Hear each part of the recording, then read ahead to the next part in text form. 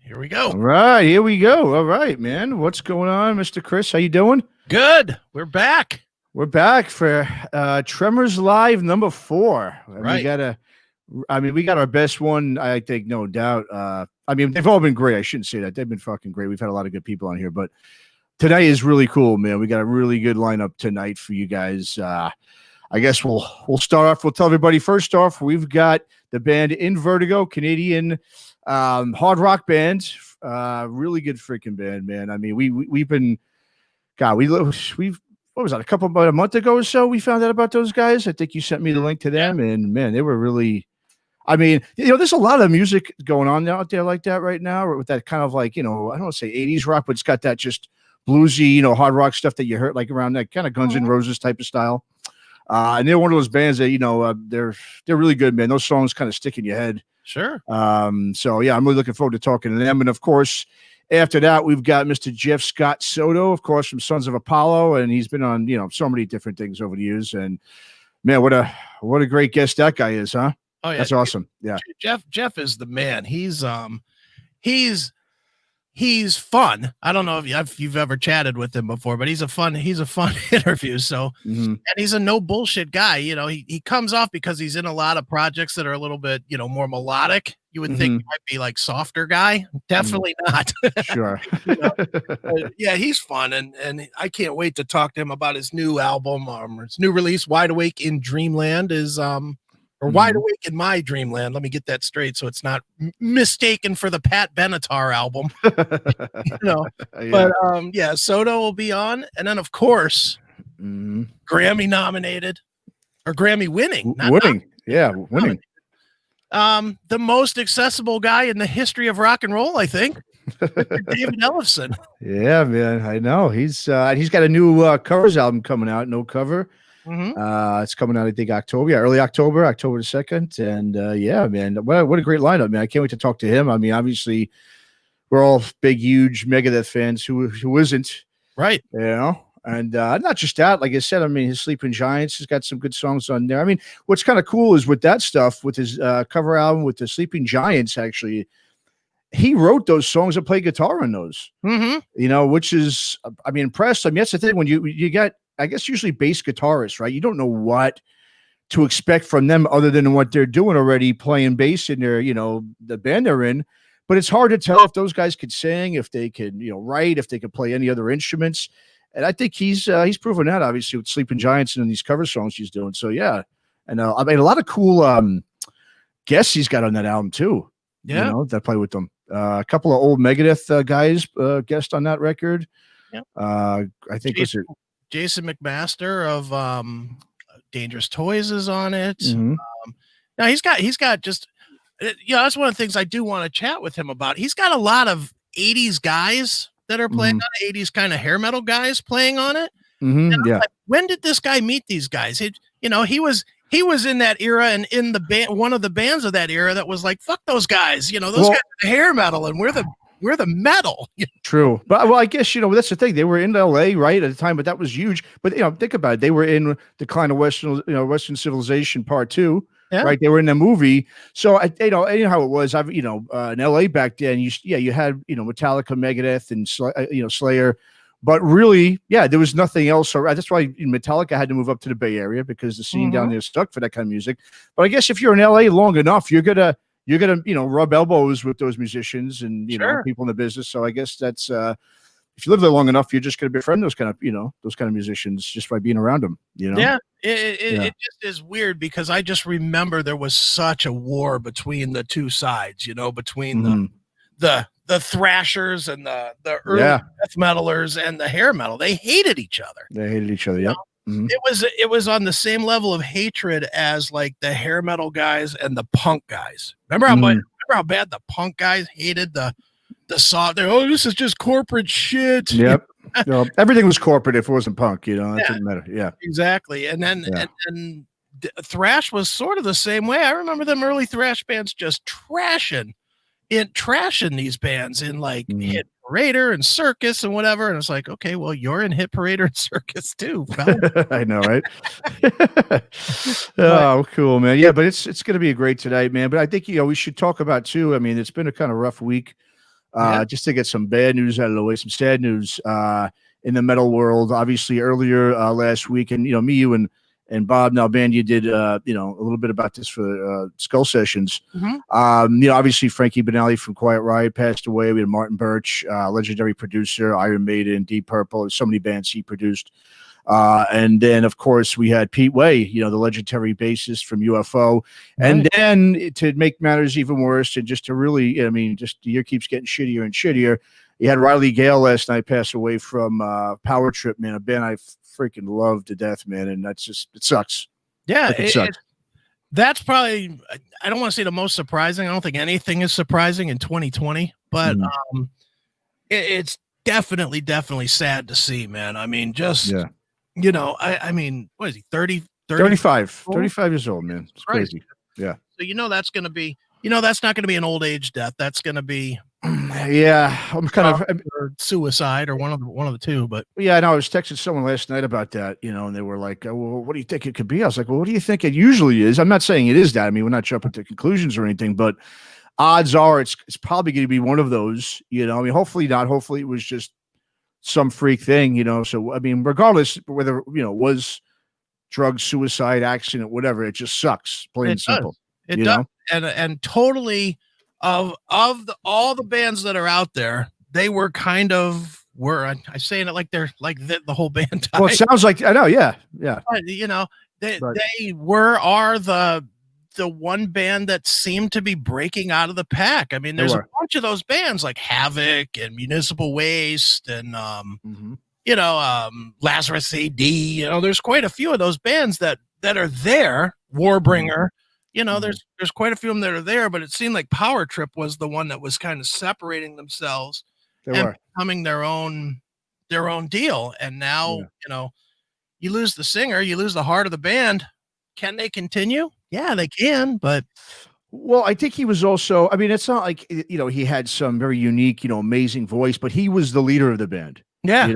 So, I mean, anytime you lose a leader, regardless of how talented they are or, not, it doesn't matter. He was the leader. He was the guy everyone, knew from the band.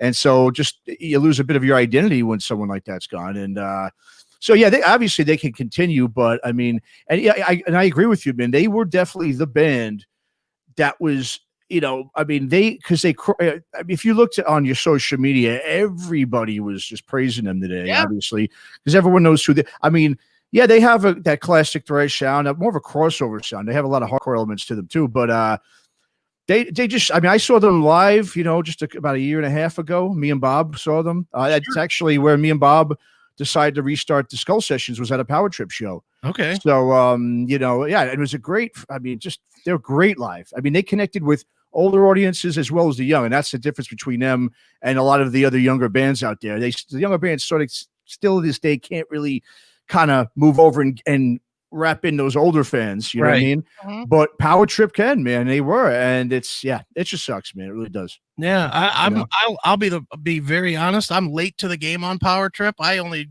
really discovered them, I don't know, maybe a year ago. My friend Corey that runs uncontrollednoise.com, he turned me on to him. He was, because he knows what I listen to, and I listen to pretty much all heavy stuff.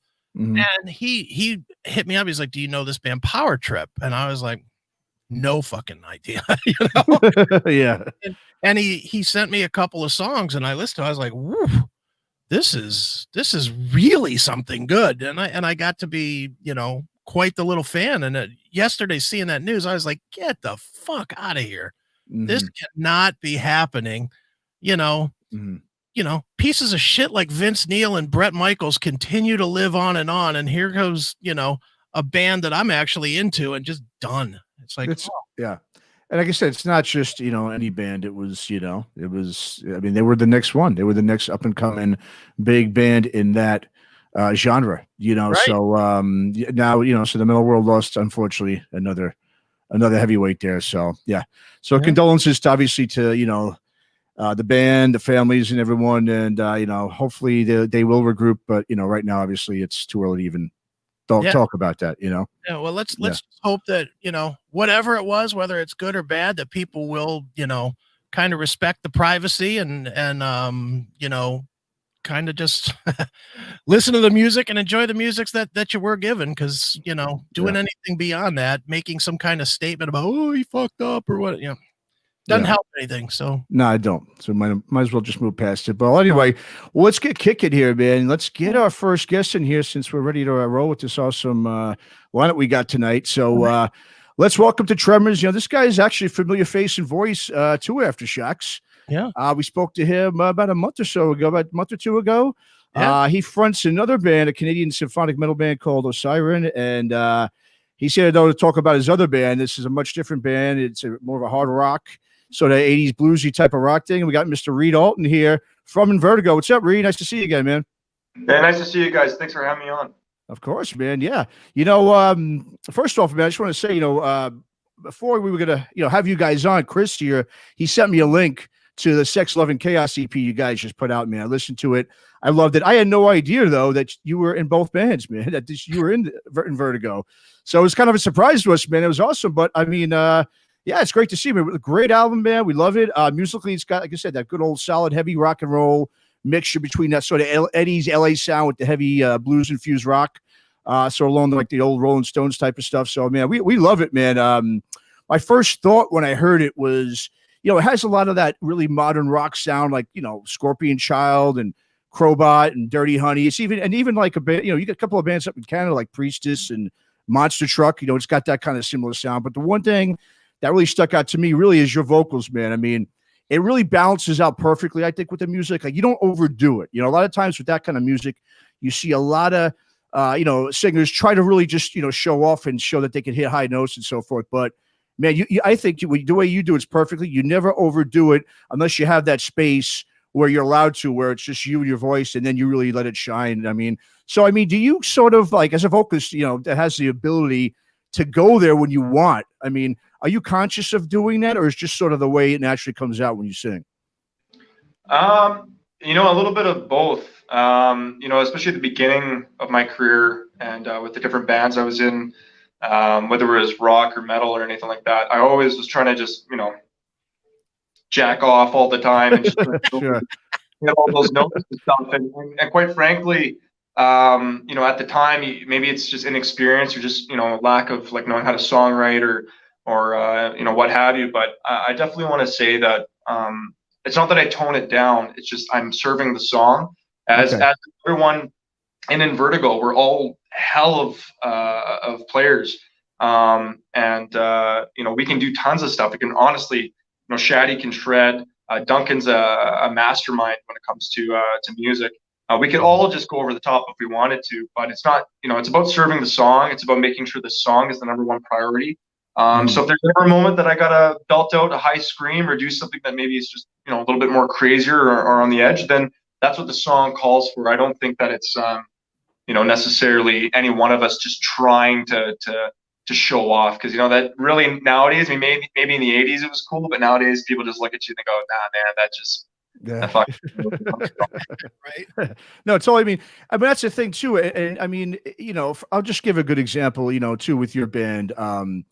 Because like the song that sticks in my hand is Chains. I think that's a great song. I mean, that even was in my head like a week after I'd heard it. It kind of came back, and that's right there. When it's got staying power like that, I think it really tells you something. And I'll just like use the example with you guys because, like I said, you guys, it's got that sound, but it's also got that harder edge.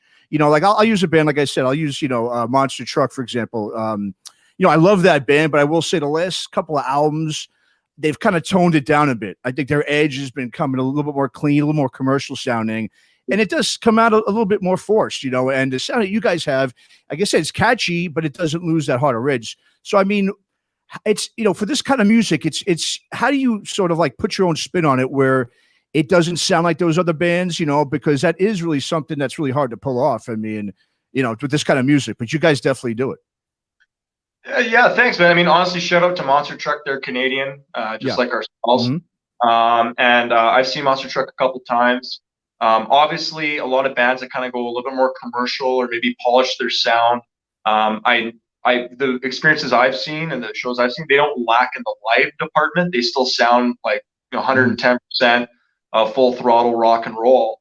But I think that you get to a certain point where you either stay on the tracks that you're on, and maybe that does take you somewhere, and that gets you to maybe where you're wanting to go, or maybe you want to see where it goes.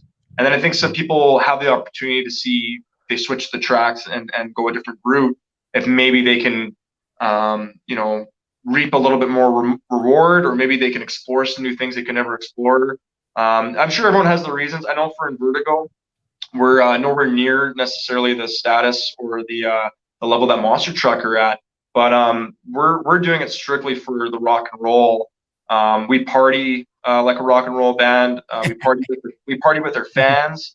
All of our fan base is earned through touring. We've done 400 shows over the last 3 or 4 years just of touring and constantly gigging and really just kind of doing it the old school way, which is not really seen a lot of nowadays. But yeah, that's kind of like what we do. Is we're just full throttle, no bullshit rock and roll, and we want to stick to it. You know what I mean? We don't want to be too polished. We don't want to be too commercial, I guess you could say. Right. Reed, where's the balance for you between In Vertigo and Osiren? Because Osiren, as much as I love Osiren feels like it's your serious band, where like you have like a serious attitude toward it, where like you just said, this is kind of like the party band. Does one have a weight over the other as far as which one you put more energy into or more emphasis to try and quote unquote make it with, or do you just treat them differently and see where it takes you? Well, first off, the balance is the whiskey that's in this coffee right now. Probably the balance that kind of keeps me sane, I guess you could say.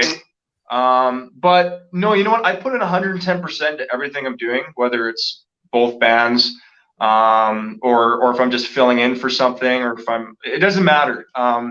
They both itch something that's unique and different in different facets of maybe what I'm inspired by or that I want to do.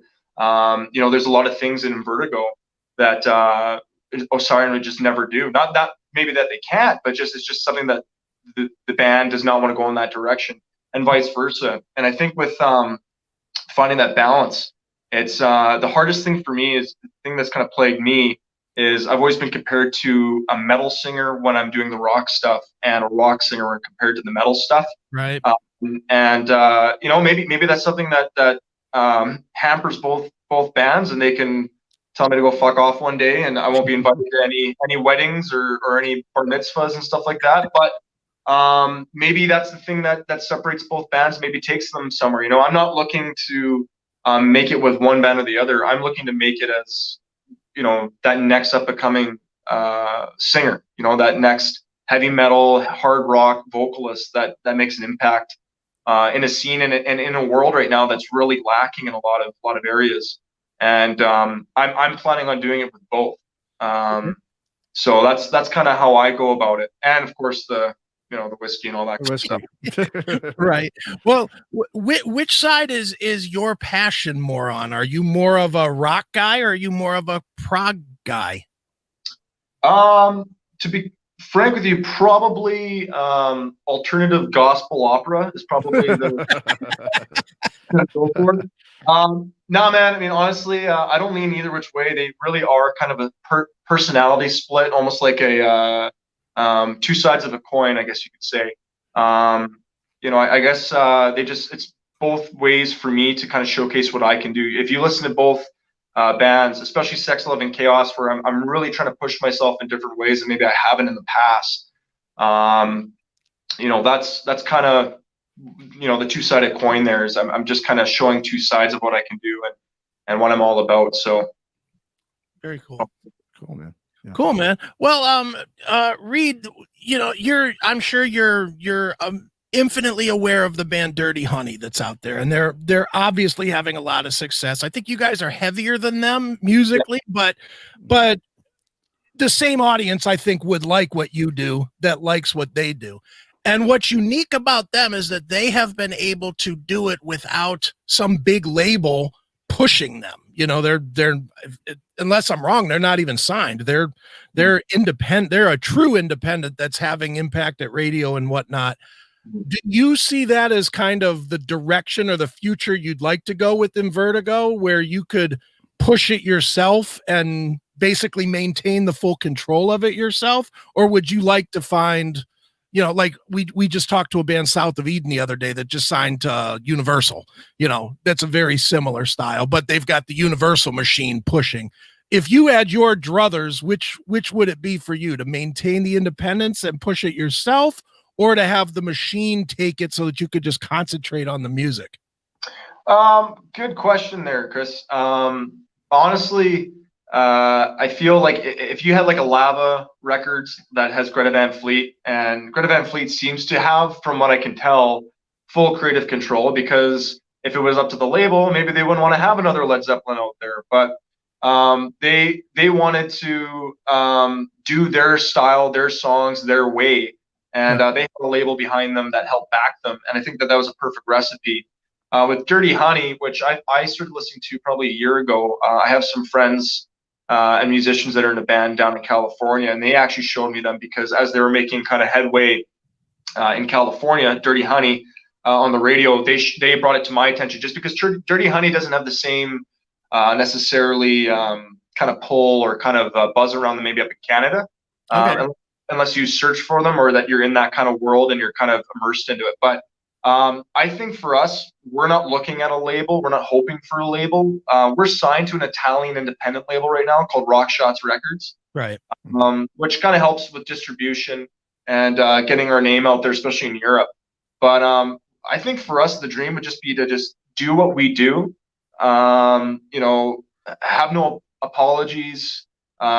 Just go balls to the wall, and then if some label comes knocking down the road that wants to sign us and give us that push, and would genuinely like to see us just kind of push our sound and our music in the direction we're going, then fucking A. But at the same time, we're not going to necessarily like sell out or kind of have to have the label whispering in our ear on a certain direction we have to go, just to kind of climb that next ladder. You know, I don't know. Maybe one day, maybe if we're sick and tired after however many years, but not right now. Right now, it's just do it our way and see what happens, you know? Cool. Yeah. Do you guys, Reed, are you recording or writing any music right now within Vertigo? Oh, yeah. So Sex, Love, and Chaos, the story behind that is we recorded a 6-song demo with those 4 songs, as well as 2 other songs that we didn't feel quite made, like wouldn't have made the final cut. So we just called them the last cuts, and they're on the CD. And we did that independently and just kind of toured around Western Canada, and we sold out of those CDs. Oh, nice. And then we got the contract there and signed with Rockshots, and they wanted us to kind of do a proper release worldwide, online streaming, all that crap, because for the first 3 years of the band, we refused to kind of go on to that route of streaming and stuff. We wanted to really just kind of do it the old punk underground way, really rock and roll. Mm-hmm. And so what we did was we just threw those exact same, the 4 songs off of that original CD, we threw onto this release, Sex, Love, and Chaos, that now everyone's heard. And during that time, about 1.5 years, 2 years that all this was going on, we've written more songs and demoed more songs, as well as been writing pretty much, I guess you could say, like our first full-length record, and then maybe some. Like we've probably got 25 songs ready to go. Wow. Or at least in the works right now, that are kind of like we're proud of, and we're looking forward to eventually releasing. So we're waiting for COVID to kind of just kick the bucket and get back on the saddle, because we tour and gig a lot, and it's been really hard not to kind of push ourselves the way that we have been. We have, especially because we're not necessarily a band that's been thriving going the online route. We've been doing it the old school way. Sure. How, once COVID does go away and we're back to going to see live music, how are you going to be able to balance, I would say, Sire and Vertigo? Because I mean, obviously both bands are going to want to get out there and tour like crazy, because you've got new records for both that, you want to get out to the fans. I mean, do you see that being a much of a challenge, or it's more of just like, hey, that means I got more work and that makes me happy? yeah, I mean, I'm always down to be doing shows and performing and writing. It's what I live to do, and all that stuff. I think it's two things. One, I've been doing it for 4 years already. I've been in both bands for 4 years. Okay. And I've been able to make it work, not without hiccups, not without a few schedule clashes, but it all ultimately comes down to the people that I'm in bands with. It's the people you surround yourself with, the people that are understanding, patient, and are just as supportive of me as I am of them. And I think that that's kind of the perfect recipe for why this works. Is that both bands have partied together. They've come to each other's shows. They have been supportive, and I think that's kind of the right kind of thing if you're going to make that work. I'm not like Corey Taylor, who's able to be at Stone Sour, and kind of dictate whatever he wants to do. I'm kind of at the mercy of whatever's kind of in front of me, and it has been a struggle in the past, and it does cause a little bit of stress time to time. But you know what? Without adversity and without those roadblocks in the way, you're not going to become a better musician. You're not going to become a better performer or a time management kind of thing. You know what I'm saying? Sure. Yeah, absolutely. Definitely. So what you're saying is in a month, I'm not going to get another email from John Asher saying, hey, here's this math metal deathcore band featuring Reed from these other bands. Oh, that's my band Skullhawk. Yeah, you'll see that pretty soon. That'll be pretty Very cool, man. Awesome. Well, dude, we are definitely fans of both bands, Osiren and In Vertigo. Why don't you throw out the plugs where people can keep up with both of the bands and check you out and hear the music? Cool. Well, yeah, I mean, I know you guys can always just go look up Osiren, Osyron. They're all over the internet there, and they're the only things spelt like that on the internet. But when it comes to In Vertigo, we're heavy into our social media. We love to document our parties, our tours, our writing process, all that stuff. So you can just go look up Get In Vertigo. That's like our Instagram, our Facebook. InVertigoBand.com is our website. We're also on Bands in Town. Obviously, whenever COVID's done, we can go back to touring. You'll probably see all the updates there. And I really just highly suggest people just kind of, because we're not faking anything when we're documenting our lives and our music on social media. We're really trying to be as transparent as possible. And I think it's maybe a fun thing to go check out is just our Instagram and really kind of see what we're all about and see kind of what we do and how we live. And then that way, when you come see us live eventually and you get to know us, you could be in those photos, you could be in those videos, and you could be part of the movement that we're just trying to create as a band, Absolutely, man. Yeah. Well, Reed, we definitely appreciate you taking the time, man, and good luck with it, man. We continue to hope it does well, and we'll continue to keep pushing it, man. Yeah. Okay, and I also just want to say too there, Chris, there's a guy in Calgary named Bruce who's a big supporter of both bands that I'm in and has become a good friend. And he's been following you for years. And I didn't even tell him that I was doing any of these interviews. And he said that he heard the Osiren one, and he's like, "Oh my God, fuck, man! I've been following Chris forever, man!" And blah blah blah blah blah blah. But it's a shout out to Bruce there. He's an absolute gem and a true testament of the Calgary music scene here with rock and metal, and and a supporter of you as well, both of you guys. Well, Bruce, get better heroes than me, for God's sakes. Jesus. All right, Reed, man. Thanks so much for coming on, man. Take care, Reed. See you guys. All right, bro. Take care. All right. Right. From Vertigo. Yeah, man, that's a great EP they got out right there. 611 Chaos, man. It was, man. That song, it just stuck on my head. Like I said, it popped in my head like 5 or 6 days after I'd heard it too. So I was like, man, that's some staying power there when you get a song that can do that. You get a couple of, a song or an EP or a record or anything that you sticks in people's head like that. And it did great bands. But as I've said, certainly on the CMS, and I think I've said it here to you as well, I'm not the biggest fan of prog metal per se. Yeah. I mean, I can listen to it, but most of the time it's got to be especially heavy. If I'm going to be, it's got to be Symphony X type of, crushing in your face with the progressive elements mixed in. I love the Osiren record.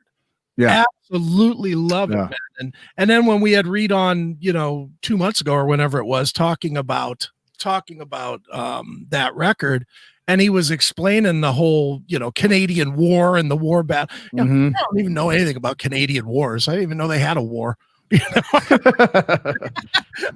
Well, yeah, we don't know too much of the politics of Canada. No, we don't. Yeah, we don't. And to hear him and the passion that he had behind it was cool. It was, then to hear him doing this band that is like opposite party band, kind of thing. Yeah. Mm-hmm. Just a drink and smoke type of a band. It's like, wow, this guy, I like this guy. He's my I know. hero.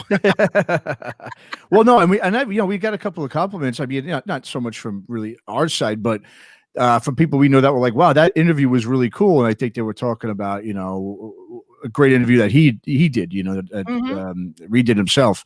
Like I said, very, articulate dude and, even better singer. That's the key. He is a really, really awesome singer, And it is interesting with Canada too, because it's like, there's so much music, great music that comes out of Canada. But when you think of like, certain genres in metal or rock, you usually don't tend to think of, oh yeah, that's Canadian, or that's like the Canadians that came up with that, whatever. But they've had so many great bands over the years, but for some reason, maybe because they're in North America and everyone just focuses on here all the time, they get kind of lost in the shuffle of the amount of great bands that come out of there. You know? Yeah, and it's strange, bands that I think should have been absolutely massive just fell by the wayside because they were from Canada. I'll point to Annihilator every single great example. Mustaine, no better band in the metal world has come out of Canada than Annihilator to me. Yeah, great point. And for a band that had that sound, and I mean, Jeff Waters can play every bit as good as Dave Mustaine, and consistently great albums, and just nothing here. They were so good that people know them here, but even being that good, they couldn't get a break here. No, you're right. Yeah. It makes no sense. I know. And it seems like they have to usually kind of, a lot of the bands, like he was just talking about, they have an Italian label. I mean, you look at like Danko Jones, another great artist. Yeah. He was on a Swedish label for years, I mean, for some reason, it's like they have to go to Europe. I mean, it's like, and we've, you got the US right here, but everyone here just kind of ignores them. Yeah. I mean, the labels ignore them. The radio ignores them. Yeah. It's just, it's unfortunate because, like I said, so many great bands. Man, like I said, Monster Truck is a great band. I have been disappointed. The last couple albums, I think they've gotten a little softer. But I mean, that just happens. I get that. And like Reed pointed out, which is a good point. It might sound a little soft on the record, but you go see them live, and it's still just as heavy. Yeah. Yeah. Mm-hmm. No, loving what Reed's doing, and what a singer, man. He's got some pipes, man. It's great seeing, and that's the thing too. There is this, I'm gonna say it's new, but there is that music, that 80, I keep saying 80s, but it's more of like that heavy blues music. It's, the Greta Van Fleet or whatever you want to call it. That's really making this comeback with these younger bands. Like you said, you just did South of Eden. You've got a band like in Vertigo. I mean, we've heard like 4 or 5 bands over the last few weeks that sound like that, which is great because those are younger bands playing that music. And that's exactly what I think needs to be put out there. That's what's going to get people back into, listening to rock and listening to metal again, is when you got bands that sound like that, especially when they're younger, and they're obviously able to connect more with the younger audiences. Right. Well, dude, it's the old rule of thumb. A good song is a good song is a good song. And the basis, I don't care if you love hair metal or you hate hair metal. I'm not the biggest hair metal fan. I know a lot of those guys because of obviously the Classic Metal Show and doing that. But day-to-day life, I'm not sitting around listening to Alias or Kick Tracy or Guns or whatever. That's just not what I listen to, day to day. Day to day, I'm listening to Kill Switch Engage and Lamb of God and stuff like that. But a good song is a good song. A song that was the Eagles in 1975 still plays well today, or a Motley Crue song, or a Seven Dust song, or picking a Korn song. Pick an era, pick a good song from that era. If it's a good song, it'll play. And I think in this time frame where so much of the music has taken on, commercialization versus talent, we're getting to a point where everything is just throwaway and it's not memorable. You're going to need bands like this that are just going to create, I'll be honest, another thing that this band is doing well that I also like that Sons of Eden or South of Eden are doing is 4 songs. I like that they had 4 songs. They put out 4 songs. They didn't put out 24 songs and burn their audience with, 10 bad ones. You know, I think that's going to be part of the comeback as well. Dirty Honey, same thing. I think they did a 5-song EP. You put out 4 or 5 really good songs so that the first taste that everybody has, especially in a time where it's just not fashionable to buy a 12-song album. No, it's not. But it is nice if you're a Dirty Honey fan and you liked all 5 songs on the EP, or if you're a Vertigo fan and you like the 4 songs on their EP, you're going to buy the next one. No matter what it is, you're going to buy it. And that's going to be what it takes to take things from being this underground thing that it is right now back to the forefront again. Is you're going to have bands that are going to, newer bands that are going to produce quality music from start to finish. And that has gone, how many years has it been since we've had consistently good albums? It's been it's been a while. I mean, it's and that's the thing, like I said, and like we've talked about before too, it's like, I mean, I know a lot of like, quote unquote metalheads, like people who are into thrash and a lot of the heavy, more extreme stuff are like, oh, well, they focus so much on the younger generation listening more to that stuff. But like I always said, it's like you need the bands like, like the Hellstorms or even these poppy hard rocks, metal tinged bands in order for people to get into rock and metal to begin with. It's not on the radio, Right. I mean, sure, you could find it online, but once again, it's not being, fed to you. There's no rock or metal being fed to you. So by having those bands, it's a great sort of gateway to start listening to metal. I mean, I listened to all the hair metal stuff, growing up in the 80s. I mean, I didn't get into really extreme stuff, listening to like, real, like death metal or any of that kind of stuff until I got a little older.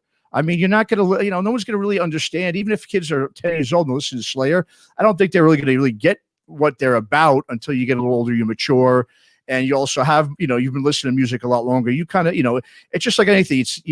Those bands are so important, these rock bands, they might not be the heaviest thing or the hardest thing, but they're so important to be that sort of gateway into getting into that stuff eventually. And then that's how you get all the great extreme music later on. When people get bored of like, all right, well, we're listening to this rock stuff. It sounds good, but I want something a little more heavy, a little more angry, a little more fierce or whatever, So those bands are really important and people, don't seem to understand that sometimes, Yeah, no, it's definitely it's a lost art, really. Yeah, great point. Yeah, it is. And the saddest part about it is the rock base has been burned by the legacy bands. Prime example, Rob Zombie. Everybody and their brother that's my age loved White Zombie and the first couple of Rob Zombie albums. And damn near everybody I know that's a Rob Zombie fan has hated everything that he's done for the last decade. And he put out less and less effort into it, 31-minute 12-song pieces of shit, and he's burned it. But he hasn't only burned it. What he doesn't realize is that as a legacy artist, he burns it not only for himself, but he burns it for other bands. Some other bands that might be influenced by him. People hear that and they're used to bad music from him now, and they don't give it a fair shot. Yeah, that's a good point. Yeah, it really is one feeds on the next, and it's sad that it is that way, but it is that way. So sure. Well, I think one thing with this pandemic that we're hopefully going to see more of is, people are, musicians and just even younger kids, they're sitting home now. They have a lot of time to do things. Hopefully they'll have time now to pick up that instrument and learn how to play it. Yeah. Instead of, I mean, like we were talking about, I think one of the last episodes we did, we were talking about how, in the mid 2000s, when you had the big garage band blow up, and people, and for these kids, instead of picking up an instrument, they were picking up the fake guitar and playing Rock Band all the time. Well, now hopefully, like I said, they could, they've got the time. There's no excuse, right? Hopefully they're sitting there learning how to play instruments, and they're going to start, we're going to have a whole conglomerate of good music coming out once the pandemic is over. Not just so much from, already established bands, but from up and coming bands. And obviously, like Vertigo, like he said, they got 25 songs written already. So that's a great step in the right direction there. Yeah, it definitely is, man. But yeah. All right. Oh, here we go. No, with no Jeff Scott. All right. Well, no, wait. Well, we're just waiting on Jeff Scott Soto. He should be here any minute. Yeah. And speaking of that, man, that Sons of Apollo, we were talking about that before we came on here today, man. That is, I mean, that second record, they just put out in January. I mean, to me, the songs on that record are so much, they're I don't say tighter, but they're more songs. You know what I mean? Right. I think the first album, they were just, everyone was kind of, doing their, I'm not saying showing up, but they were showing their skills, that we already know they have, but they were kind of, I guess, getting their feet wet, trying to learn how to actually create songs together. On this last record, they did it. They really did. No, they definitely did. I'm a big fan. First of all, Soto could do anything. Soto's one of those phone book guys for me. If he sang the phone book, I'd buy that listing. It's just that way with him. I'm a huge fan of, I personally think he's the best singer in rock today. Mm-hmm. And I'm not just saying that because he's supposed to be on here, but I'm a huge fan of Jeff as a singer. And, I'm amazed that a guy that sings so many different styles can keep reinventing himself. Yeah. I mean, if you listen to like Talisman or you listen to the W.e.t records or even some of his earlier solo stuff, so kind of mellowy, and now, then he did the Soto SOTO records, which are really pretty heavy, and Sons of Apollo is fucking crushing in some spots. It really is. Yeah. So it's really good stuff, man. Whether you are a fan of Jeff's or not, Sons of Apollo is just one of those bands that just look, I again, like I said, I'm not a big fan of prog metal stuff, but I love the Sons of Apollo records. Well, and one of the reasons I like him too, and I'm with you, I'm not the hugest prog metal guy either. But one thing I do like about him is his voice is different than most prog metal singers. He doesn't sing with that high pitch, high tone operatic vocals. Right. It's more bluesy and real, deeper and more gruff, more, I mean, I guess that'd be the word, or husky or whatever you want to call it. It's just got that more deeper, and which I like because prog metal, that's to me, a lot of the prog metal and a lot of the symphonic metal stuff is just sometimes it's just a little with the vocals, it's a little too operatic. I mean, I do like some of the operatic vocals, I do, right. But when you're doing that on every song, it just kind of, it can burn you out real quick. It could really, fry your ears a little bit and just be a little overwhelming. In my opinion. It definitely can. And it's always, it's the big weakness of that kind of music is, I don't know about you, but I've started out liking a ton of bands in that style, and then I fade away fast from them. I'll give you a great example. Evergrey. First few records Evergrey did, they could do no wrong by me. I loved them, and I, up through was one Inner Circle and Recreation Day. Man, those are some killer records. Last few, yeah. All right, I've heard it. Well, that's what it is. Exactly. It's just you've heard that already. It's like how much more of it can you take? Yeah. How many more 10 and 12-minute songs can I digest? With the same style. That's the one thing that I think Sons of Apollo did from album 1 to album 2 is they progressed stylistically. They adapted a little bit more. They had some songs that were not 11 minutes long. And they do have one or two that's like that one at the end of the record. I would just assume stick a nail in my ear than listen to, but but songs like Asphyxiation as an example, that kills. That's a great song. And we were talking about before we started this today. I just love, Billy Sheehan's been, known more for playing with David Lee Roth and Mr. Big. So people don't realize how great of a bass guitarist he is, but to see him playing on Sons of Apollo and how heavy he plays on that. Yeah. It's like I've never heard him play that kind of heavy music before. And he's just phenomenal. That guy is a beast of a bassist, man. Sure. And just the whole, obviously the whole, the whole group, man, the whole band. I mean, Portnoy and I mean, Sherinian. It's a phenomenal group. And hopefully we get Jeff on here any minute. We do, we don't, whatever. Yeah. It's live. Well, at least we had Reed come back this time. So maybe next he'll show up on the next one. Maybe Jeff will show up on the next one. Maybe that's our thing is we schedule for 1 week so that we get him for the next yeah. Well, I mean, we do got David Ellefson coming up, that's for sure. We know he's coming on. And like we was, well, let's talk about some music stuff while we wait and we see what's going on here. I don't know. Are you a fan at all, Matt, of the band Trivium? I am not. No. You don't like them, or you just never gave it a shot? I've given it a shot. I've given it. I mean, those bands, a lot of those bands, I've given a shot. Plenty of times. I mean, I've given them a shot. They're just, that music. I'm not a big Kill Switch Engage fan either. You know, I know you are. The bands, a lot of those bands in that era, around the 2000s. I mean, I liked, I loved Shadows Fall. I thought were really awesome. I mean, Chimera is great. God Forbid. I liked most of those bands. There were a couple that just weren't my cup of tea, and Trivium is definitely just one of those. I just don't like, it's just real poppy to me. I mean, I know he can play. I know Matt can play, but yeah, it's just they're not my thing. All right. What do you think about him?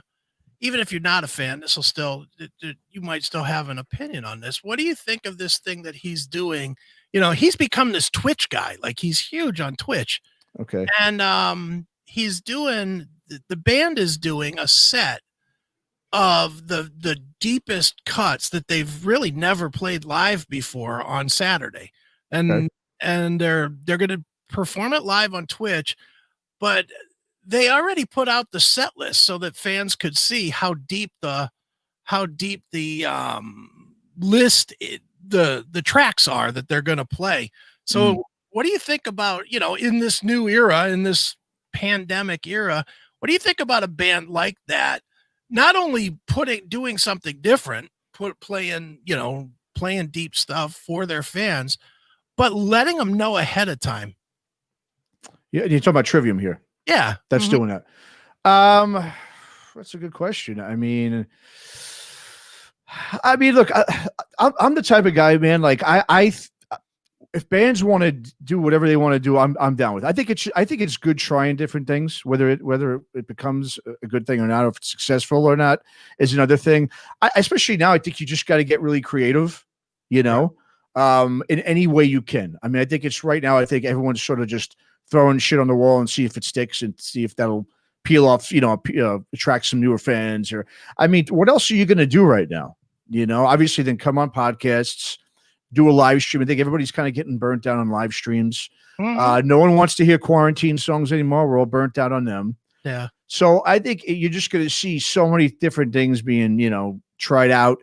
Someone's going to have to be the guinea pig to do these things. And so I mean, I got no problem with that. Why? What's you're not a big fan of that, I'm assuming? No, I actually am. Okay. Because it's something that I don't think that they could do.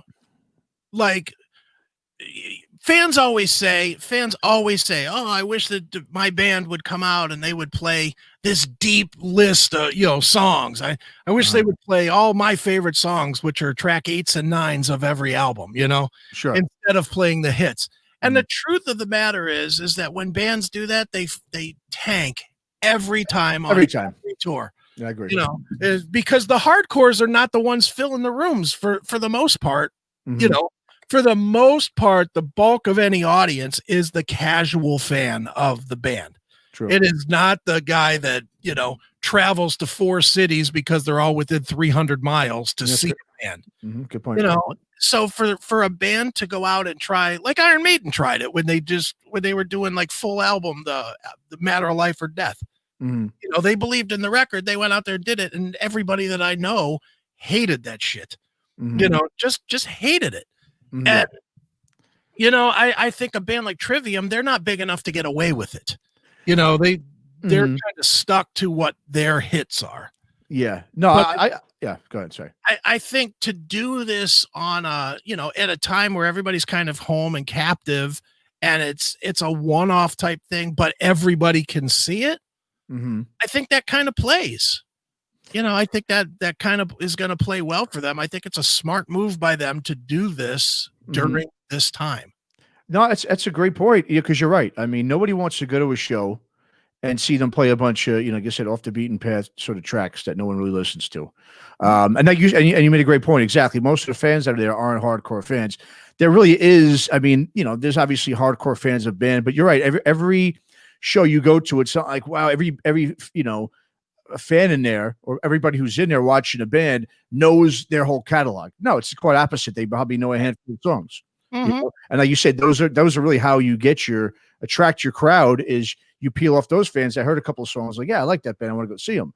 But they're not going to buy every album. They're not going to listen to every song, especially these days, Yeah. So no, but you're right though. I think it's a great point you bring up. If there's a time or a place or whatever to do it, it would be now because people are probably willing to give those songs more of a shot now because everyone's just kind of chilling, right? It's if this is a time to do it, this is now. And I think now on the other side, for instance, I'll use the band Clutch, for example.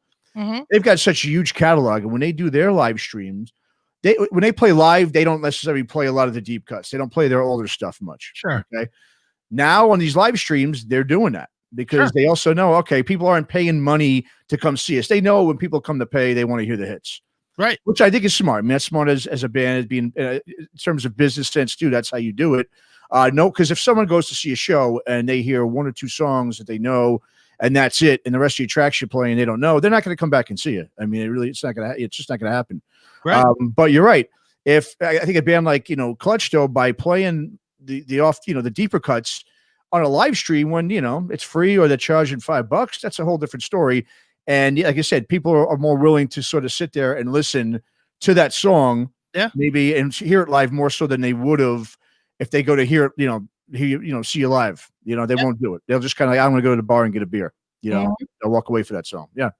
And I think that plays the same all the way up to the biggest bands in the world. If you took a band like a Metallica, it's about as big as it can get in metal. Sure. And, for every old schooler like me that would rather hear nothing but Disposable Heroes and the deepest tracks from Kill 'Em All, and would rather hear Bread Fan than Unforgiven, and if Metallica plays a set where they don't play Enter Sandman, half or more of the room is going to be fucking pissed. Yeah. And every one of us has heard that song so many times that we're sick to death of it. Sure. But it's part of Metallica. It's something they have to do. When there's the thought that people want to hear, all this the old hidden deeper tracks, but in the end, it's never a profitable venture to play those deeper hidden tracks as much as I think. Honestly, the truth is just the people that are old school are just louder about their complaining. I really think that's what it comes down to is, or we're old and because we're old, we hear the old people complaining. Well, no, I think what it is like, just using Metallica again, using your point, so I think it's just like, for instance, guys like me and you, we're like this, and a lot of obviously listeners, listen to the podcasts and so forth. They're the deeper fans, we're the ones that don't want to hear Enter Sandman. But like you said, most of the fans there aren't the deeper fan. They don't listen to Ride the Lightning. Most of the Metallica is such a different beast in itself too, because you've got, a guy like my dad's age in his 70s likes Metallica, but he likes Enter Sandman. He's not going to pop on, the first three, Metallica records. But he's going to pop on the Black Album and then going forward. So you got just different factions of Metallica fans also because they went that route in the 90s as well, with the Load and Reload. So you've got, just so many, and of course, when you're around that long, you keep attracting the younger, generation and that audience. And what are they listening to? Well, same thing. If they're into just radio rock, they're going to like Enter Sandman. They're going to like Load and Reload.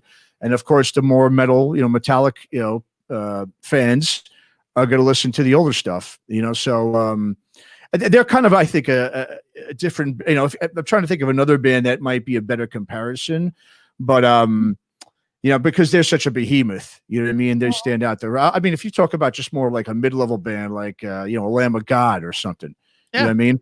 I mean, that's a good example too. A Lamb of God. Well, that's a different example though, too. Most fans of Lamb of God, they want to hear that old stuff because also too, it all sounds the same, you know? There really is not much of a change in much of Lamb of God's music, you know, since they've been around in 20 something years.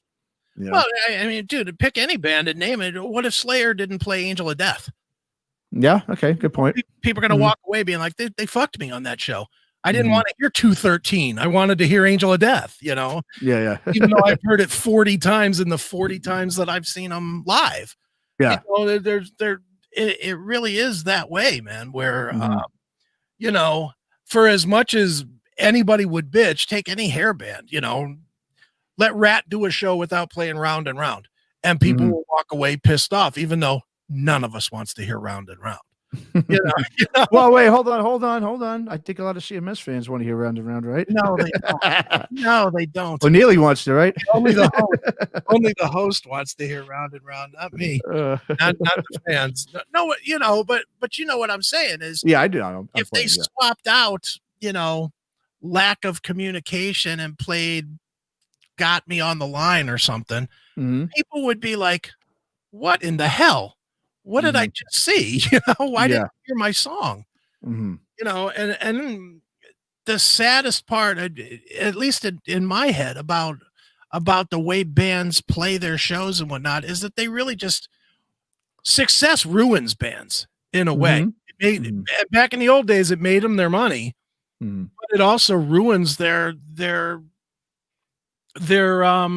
future. Sure. Because once they have a hit, dude, Aerosmith, could you live the rest of your life without hearing Dream On? I could go the rest of my life without hearing, I think, a Aerosmith song for sure. Yeah. Well, there you go. Yeah. But if go to an Aerosmith show and have them not play Dream On, it would be, you would see it. It's the headline of Billboard. Fans demanding their ticket money back because Aerosmith didn't play Dream On. Sure. You know, I mean, that would be actual news. Yeah. And it sucks because look, it's a decent song, but all right, we've heard it. Well, that's the casual fan, right? You know, I mean, I think people forget that too. You know, with a lot of those, you know, the bigger bands, they have the reason why they're so big is because they have all those casual fans that just know a handful of songs, right? You know, which what makes, you know, obviously the more extreme music and a lot of stuff we focus on here is there's not many casual fans. You know, I mean, most people, you either dig them really hardcore, or you don't, you know, you know, but like, well, another thing, for instance, like Sons of Apollo, right? A super group, you know, there's an interesting thing too, because now if you got a super group, you've got all these different band members that have all these fans from their projects. And that's an interesting concept too. Cause like, I'm curious to know, like, well, how many Sons of Apollo fans? Actually, I think I did read an interview that Jeff Scott Soto did. I'm speaking to him. Here he is. All right. Oh, no, there he is. There he is. Hey! All right. Well, let's welcome our second guest tonight, the legendary frontman himself, Mr. Jeff Scott Soto. What's up, Jeff? How you doing? I'm doing good. I just finished a vocal session. I was trying to nail it out and get it through so I can have the best of both worlds. Let me set up here so I get a little bit of light on it. Dude, sorry, I just realized. Get out of here. Domestic life, huh? Yeah, all I know is you should not be putting your job in front of interviewing with us. God damn it! Yeah, I had a really cool session. Hang on a second. Sure. We've almost got Jeff on the show. Yeah, you know, I've got a few interviews, and I just realized that I was supposed to be on here a little earlier, so I apologize. Oh, good. Oh, good. Waiting in the waiting room, so to speak, but here we are. Awesome, man. Yeah, man. So, I mean, what's going on? I mean, I know you've got a new solo album get ready to come out pretty soon called Wide Awake in My Dreamland. Yes, sir. Why don't you go ahead and tell everybody about that? Well, it's my 7th solo album with Frontiers Records. Lord have mercy, where did the years go? And it's probably one of my, I don't want to say most diverse. I mean, you always say that. You have to say that. This is my best album. This is the strongest material, et cetera, et cetera. But I kind of went a different avenue as far as who I work with and how I work. And from that, I think I got really unique results. My buddy Alessandro Del Vecchio, who's been kind of a house writer, producer, artist, singer. He does everything. He's a jack of all trades, master of all. They partnered me up with him, and I've known Alessandro for a long time now. I worked background vocals when I was on tour with the JSS band back in 2005, and Marcel Jacob was producing their debut album, a band called Edge of Forever. So I met Alessandro 15 years ago. We've known each other since. In the past 15 years, we keep talking about, we got to do something together. We got to get together. We've done little bits and bobs here and there, but it wasn't until Frontiers actually, they suggested, almost insisted that I work with Alessandro on this new solo album, because they thought we might be able to partner up and come up with something a little more unique and a little different than the albums I normally produce myself, and kind of get the same cast of characters involved. And those results, the proof's in the pudding. I can't wait for everybody to hear this album. It's very diverse. It's got when Alessandro was writing, because he wrote all the music on this album, produced it with me, but for the most part, produced the entire record. He didn't really produce my vocals. I take care of that department with this little guy right here in my home studio. But so I took care of the melodies. Well, some of the melodies he sent as well. I took care of all the lyrics, and I produced how I wanted to come across on this record. But overall, he guided the entire thing from start to finish. And man, he made sure there was a little talisman there, a little JSS kind of traditional Lost in the Translation, if you want to meet Prism, Damage Control, JSS in there, and some other things I haven't really done yet in my career. So it's the most unique, diverse solo album I've done to date, even since Beautiful Mess, which was a complete departure from the JSS sound. Yeah, man, totally. You know, as a vocalist and artist, Jeff, I mean, when it comes time for you to write, you know, for each band that you're involved in, because you're in so many different projects and bands, I mean, how does it work in terms of your approach? I mean, do you approach each one like individually in terms, like, just to give you an example, like for Sons of Apollo, I mean, obviously on Sons of Apollo, definitely your, I think, vocal, your tone is definitely lower. I mean, do you do that to fit the music, or do you just kind of go out there and do your thing? Whatever comes out, or do you have an approach every time you write or make new music? I do it to fit not only the project and the music itself, but certainly I cater it to where my voice sits now. I mean, I'm going to be 55 this year. Sure. I'm not able to sing what I did when I was 18, 22, 35, even 40. Everything changes, shifts, and you have to adjust accordingly. So when you say it's a little lower or a little deeper, it's on purpose. So when I go on tour, I don't have to skirt around the notes. I don't have to skate around the issue of, well, I can do that in the studio, but I can't do it live. There are too many singers, the course of history, including myself, who've done records like that. You get to it live and go, oh, geez, how am I going to pull that off night? Yeah. So I want to cater what we're doing, what Sons of Apollo are doing, based on where my voice sits, where I'm comfortable vocally. But more so, yeah, it has to fit what we're doing musically.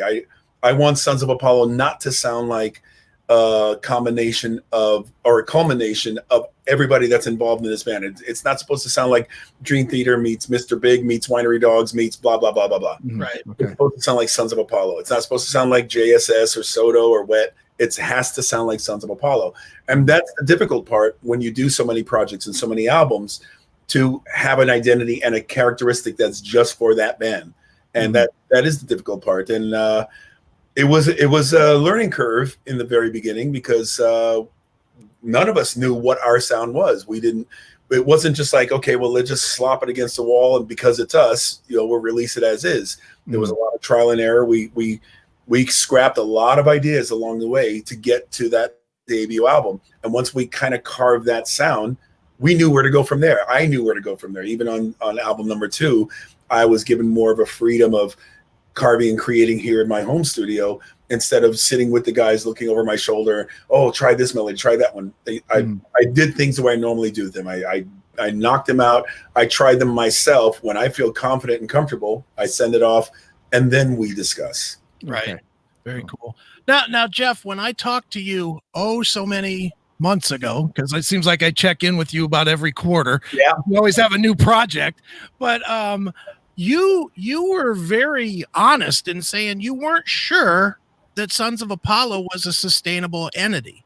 You know, you had said that you weren't sure that it, because of the, you know, it didn't grow as fast as you might have thought it was after the first record, considering who all was in the band. Right. And then obviously this pandemic came and really torched everything. You know, no kidding. Where are you now with that assessment? Is even that assessment on hold now, or no. Go ahead. That assessment was squashed so fast. It was squashed so quickly. Once we did the second album, I'm not going to say the second album was a breeze and was like, oh, we pissed it out by then because we knew where we were going. Absolutely not. By all means and purposes, we put the time that was necessary into the songs, into the performances, into the mixes, etc., like we did on the first album.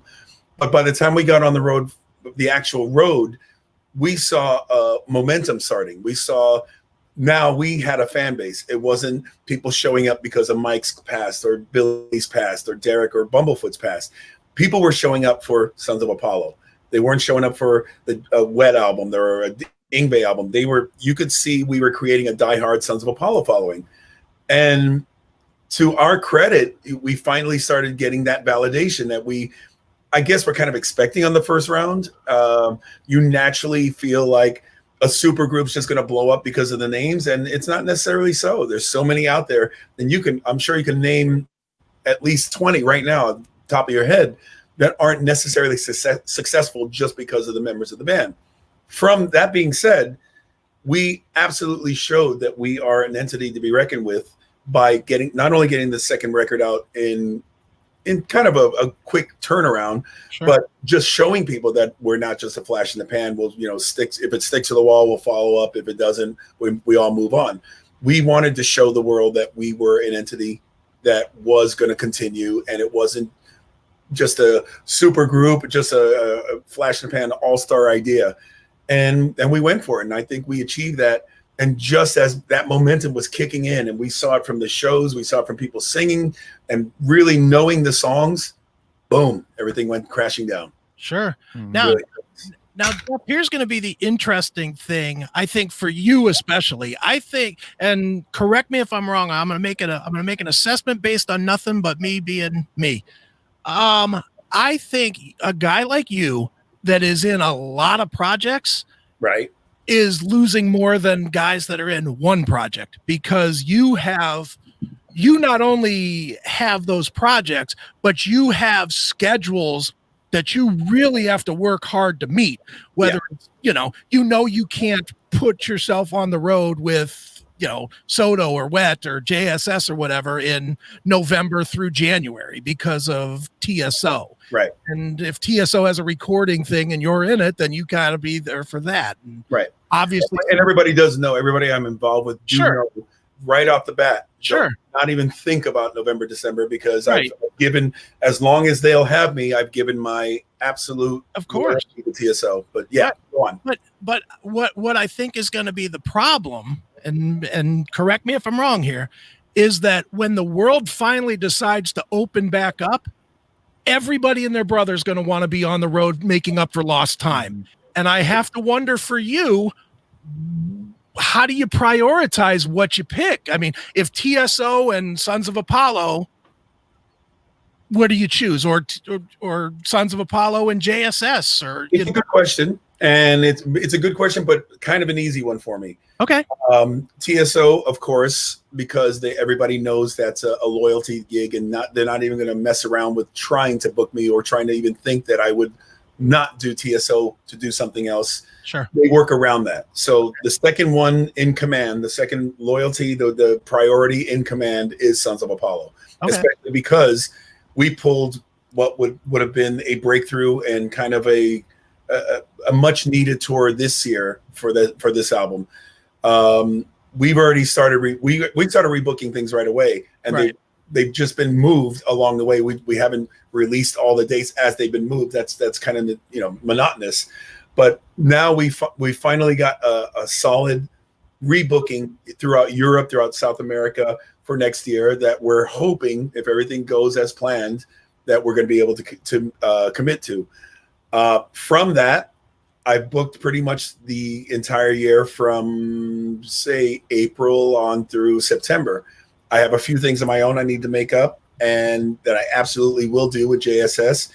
Soto is taking a bit of a break because there's no need to put myself, I mean, I'm not going to kill myself on the road to try and make up for all these losses, as you said, but I'm going to stick with the priority ones and see what we can make up in terms of momentum and, of course, loyalty, and that's TSO and Sons of Apollo. Sure. One last thing, Jeff, before we let you go. And it has nothing to do with you musically. I'm just curious of your opinion. I watched this documentary on Netflix, the Show Must Go On, the Adam Lambert and Queen story. I'm sure you have too, as a Queen guy. A, did you like it? And B, did you wish that it was the JSS and Queen story? Get that question a lot. Absolutely. It would be beyond the dream to sing those songs with those guys. As I've done, we've done corporate gigs together. I've jammed with Brian, I've jammed with Roger, I've jammed with both together in different walks of life, on stages, whatever. But sure, who wouldn't want to fill those shoes? I know there aren't that many that can, and I personally feel I could, only because that influence is so embedded in my DNA. I would love to sing those songs. But you know what? I loved Adam Lambert from the day I saw him on American Idol. I knew that kid was beyond talented. And the way he sings those Queen songs, he makes it look so easy. He makes it, it's effortless. Right. Of course, there's the debate of, okay, he doesn't sound like Freddie. He doesn't move like Freddie. Forget all that. They're in love with what he brings to the band. And from that, I love what I see that he's brought to the band. I love his voice. I love that they're happy, and you can see that they're truly into what they're doing with Adam. So I wish them nothing but the best. And every time they come through LA, or if I'm in London or somewhere where I'm passing them, I go see them. All right. Queen gig in November or TSO in November? Which one are you singing for? If it's a Queen gig, it goes to TSO. If it's a Queen tour that's going to consume and take over the rest of my life, it goes to Very good, man. Awesome. Jeff, man, we always appreciate having you on, bro. And tell people where they should go to look to keep up with you and get the info on Wide Awake in My Dreamland and all that other stuff. Well, the socials they're more caught up than the regular websites. The website stuff is a bit behind because I don't run it, and unless I'm kind of pushing the people that do, everybody's busy, especially during this time, trying to just stay afloat. So I keep my socials nice and current. So that's Twitter, Facebook, and Instagram. It's just Facebook at Facebook.com/Jeff Scott Soto, Twitter.com/Jeff Scott Soto, and the same Instagram.com/Jeff Scott Soto. Pretty simple, pretty easy to find. Very good, man. And then there's also JeffScottSoto.com, but that's when we update things. Right. There we go. Awesome. Well, dude, thanks as always for coming on. And I'm sure we'll talk next quarter when you have something else. Well, I'm sure we're going to do the proper Wide Awake in My Dreamland run where you can grill me on what certain songs mean. Awesome. There we go, bro. All right, man. Take care, Jeff. All right. Take care, guys. All right, bro. There we go. All right. Well, let's just move on. We might as well just get rolling. Let's welcome our third guest here. And our final guest for tonight, Grammy Award-winning bass guitarist with this band that you may have heard of before called Megadeth, I think, right? I think some people heard about them before. Mr. David Ellefson. What's up, Dave? How you doing? Gentlemen, how are you? How you doing? Doing great, man. Thanks a lot for coming on. So let's talk about the new record coming out. No cover. Yeah. All cover songs. You got some really unique and different bands that you decided to pay homage to on the record. Obviously, you got classic bands like Priest and Motorhead and AC/DC, but you also covered Fight, Fastway, BTO, Crocus. I mean, a little bit more obscure bands that you usually don't see too many people cover. Obviously, you love doing covers. Then your projects with Hail and Metal Allegiance. Yeah. I mean, does your penchant, for doing cover songs, does it stem from like the fact that over the years with Megadeth, you guys didn't really do a lot of cover songs, or is it just because you just want to celebrate the music pretty much? No, it's funny. I've come full circle. I started playing covers, been in Megadeth, and now I'm back playing covers. So maybe I'll finish where I started, Yeah. No, the truth of it is for 20 years or so, when we started Megadeth in 83, up until the group disbanded in 2002 there for a few years, I didn't do anything other than Megadeth. I mean, I did one co-write for with Flotsam and Jetsam. I wrote a music business book. But other than that, I mean, my whole life, singular focus was Megadeth. And we had to, in order to just, be, to just, achieve what we wanted to do, you had to. But, when that thing came to an end there in 2002, I sat there and I was like, well, now what the hell am I going to do with the rest of my life? I was only 38 years old. I was pretty young, certainly still a lot of music in me. And so I did a few things, F5 and Temple of Brutalities, a few little, music things kind of, I got invited to be part of, or I, sort of developed around me. But one of the things that started to happen was sometimes doing some jams with my buddies. One at NAMM happened with Tim Ripper Owens and Jason Bittner, and I think one or two of the guys from Chimera, and we just played some Priest tunes. It's kind of stuff that we all that we all knew and we all played, and that spun into. Well, it's funny. Right around that same time, I think the year after that, I did another jam at NAMM for Randy Bachman. And I was doing artist relations for Peavey at the time, and so Randy became an artist with Peavey, and I told Randy, I said, man, you are the whole reason I'm even in this mess called the music business, from the Not Fragile record.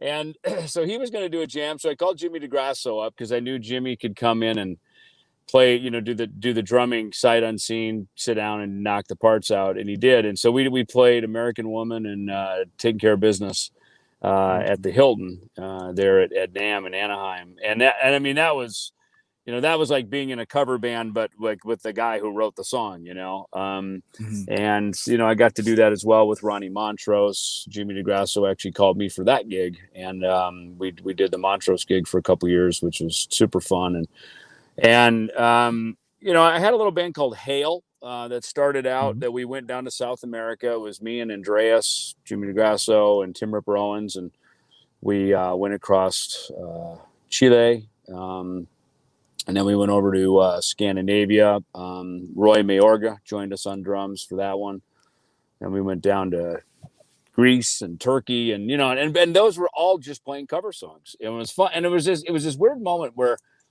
fans really loved seeing their idols on stage, like in these odd setting. Again, me, a guy, former Judas Priest, Jimmy, of course, is formerly a Megadeth. He was in Alice Cooper's band, I think, at the time.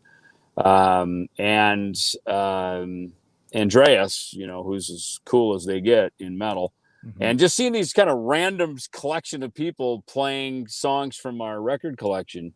And I really got to appreciate that, number one, we're kind of all the same age. We all share the same record collection. We all grew up on the same stuff. But also that, how much fun it was to just, that was kind of our common ground. When I was growing up as a kid, when there were jam sessions, they were usually like 12-bar blues jams, which to me were a little, I guess if you drank enough, you could play all night. You know what I mean? But I'd rather play the songs that were my anthems growing up. So I think that's kind of where the spirit of this whole No Cover record went. Was Tom and Hazard and I, we sat down. I mean, literally came up with like 5 or 6 tunes, and it was 10 songs, and then it was 15 songs, and I just saw Tom just sent me the layout of the record, and I think now it's a total of 19 songs we have on this thing. Wow. So it's a double album, double CD. I mean, we just went off the rails. It was fun. Awesome, man. Yeah, and by the way, I had that music business book you put out back in the mid-90s there. That was the first music business book I bought, and I don't know if I should thank you or not thank you for getting me into the music business because of it, but yeah, well, but it was cool. Yeah, I know. It's like exactly. I know. It's like, is this a blessing or a curse? Yeah, exactly. Yeah, right. But yeah, another really cool thing about the record too, which will, I think, please a lot of the old school Megadeth fans, is that you got a couple of old bandmates that have joined you on the record. Yeah. You got Chuck Baylor's on there, who played drums, obviously, on So Far, So Good, So What, and Greg Handevidt, who was the original guitarist, and it was your buddy from back in Minnesota that you moved to LA with back in the early 80s, right? So what was like recording with Greg after so many years? I mean, did you have any of those sort of like nostalgic flashbacks making music with him again? Yeah, totally. I mean, I was, it's so funny because we talked about, as you notice, like you said, we Crocus, BTO, some very, very different artists. we didn't want it to be sort of your, the bar standards, and we, Breaking the Law, Cold Gin, the songs we've all played, and I played with Metal Allegiance, and we played them in a bunch of different settings.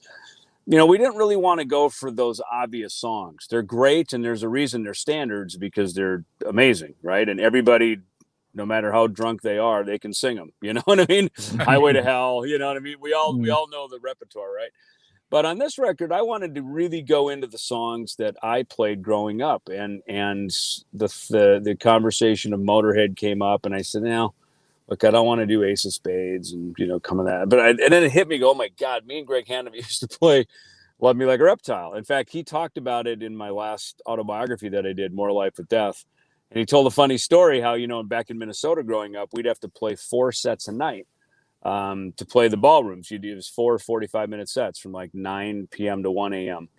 And then when we would get hired for dances, like to play proms and stuff, we'd have one set list that was like pop, like the lighter stuff, Eddie Money, 38 Special, this kind of stuff. But then in reality, we'd come in and we'd play like Wrathchild and Love Me Like a Reptile and all this metal stuff, and it took me back to that. I go, oh my God, I got to call Greg and have him play on this song. I mean, and Greg sang it great. So we got Greg singing it, Tom and Doro. So all 3 of them are trading off on it. And Greg, I had him play guitar, rhythm pass, and also do a lead solo on it. So yeah, it was really great. Greg's just, he's just that guy. He's really was my best friend growing up, and he's a lawyer in Mankato, Minnesota now. But he still plays, and so it's fun to just we call each other up, and it's like we just talked yesterday. Yeah, sure. Awesome. Now, David, what's interesting to me, especially when I see a project like this, and I've watched a bunch of you and Tom's, the casts that you guys do, where you talked a lot about these musicians. What really strikes me is, for a musician that's at your level, which is, obviously the very highest level, you got a Grammy for God's sakes. So, you're at the highest level that there could be. You really have maintained those relationships with bands of all levels from the start of your career till now. And that's unusual. A lot of guys, they let the bands as they arise, those people that didn't come with them are kind of left behind. What is it about you where you've kept relationships for all of these decades at this point? Probably my parents. They certainly get the credit. They raised me well. They get all the credit for that. I grew up on a farm in Minnesota, and it was, the music business is definitely a bullshit business. I remember going home, after I'd been in LA for a little bit when I was like 19 years old. And my dad says, like, your business is nothing but a bunch of con men and shysters. Said, yeah, pretty much. That is what it is. A bunch of swindlers and fucking bullshitters, Right. Yeah. And that is what it is, as we know. And, that yet at the same time, it's the circus, man. And, it's like, look, people don't pay for ordinary, they pay for extraordinary. That's the truth of it. And so, we're all in this because we can play. We're all in this because we can do our part.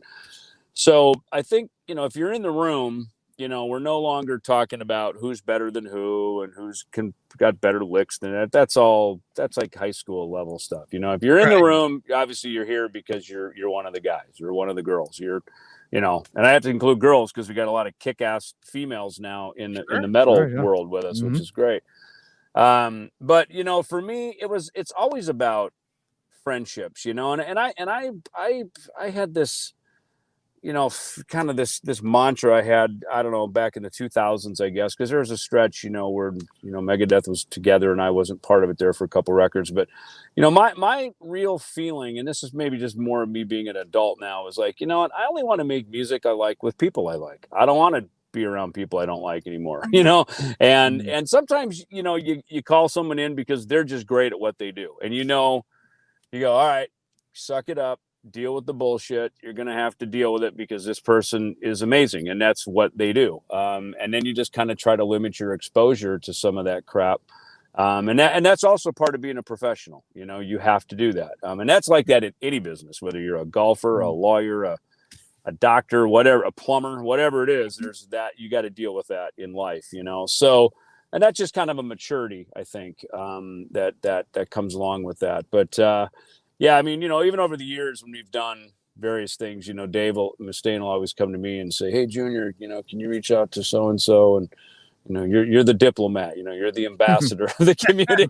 So like if we did it behind the music, I'm the one who called Chris Poland and Jeff Young, and, you know, you know, it's funny, man, when you've made a record with guys, you've gotten, you know, not naked, but you know, proverbially kind of dropped trow together, if you will, you know what I mean? And I don't mean to sound gross, but there is when you're writing a song and showing somebody something, like, you really got to be invested in the song, and you really got to put your life into it. And if it's going to be great, if it's going to reach other people, if it's going to reach other listeners, you really got to put your heart out there.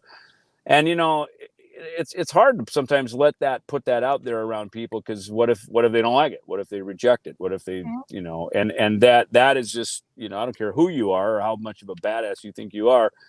That is a real moment, you know, it's an emotional moment. So when you've made a record with guys, you've gone deep down into a rabbit hole together, to really push and encourage and find strengths and weaknesses. And we all have weaknesses, and even more so when you then go out and live together on the road for a year or 2 or 10 or 20 or 30 or 40 years together, you know. You know, when you put some miles on the life together with some guys and girls, whatever, you know, your bandmates, that's just a different path, man. And that's something you share forever. So Chuck Beeler, you know, we did one record and a tour together, but man, Chuck and I will always be kind of musically joined at the hip, man. It's like, as soon as I did a Bass Story show last year, went through Detroit, I called him up and said, "Chuck, you need to get up on stage and play. We're going to play the Token Lounge where Megadeth played in 1987. The night that, actually it might have been 86, actually, the night that the Peace Cells video debuted on MTV. Wow. At that place, and you became our drum tech, and I want you to be on that stage playing a couple songs that we recorded together." And man, as soon as we played together, I stopped in the middle of the show and I said, "Dude, I now I remember why I love playing with you. You're just amazing. No one plays like you play, Chuck." And he and I just, there's a brotherhood that'll just always be there, you know? So, you know, this No Cover record was a chance to kind of call everybody up and get us all back together and have a big block party during the pandemic shutdown, you know? Sure. Dude, you know, you mentioned it about putting it out there and letting people, you know, vent to you and really being affected by it, whether it's public or privately. How do you handle when fans don't like something? You know, obviously fans don't like Risk. Obviously fans don't really like Super Collider. I know, you know that. Right. You know, you have a very different perspective than any of us do. We just hear it after not hearing anything new for X amount of years and go, okay, it's great, or it's shit, or whatever. You know, you have the whole creative growth with it. How do you react to it when people don't like what you're doing? Can't hear you.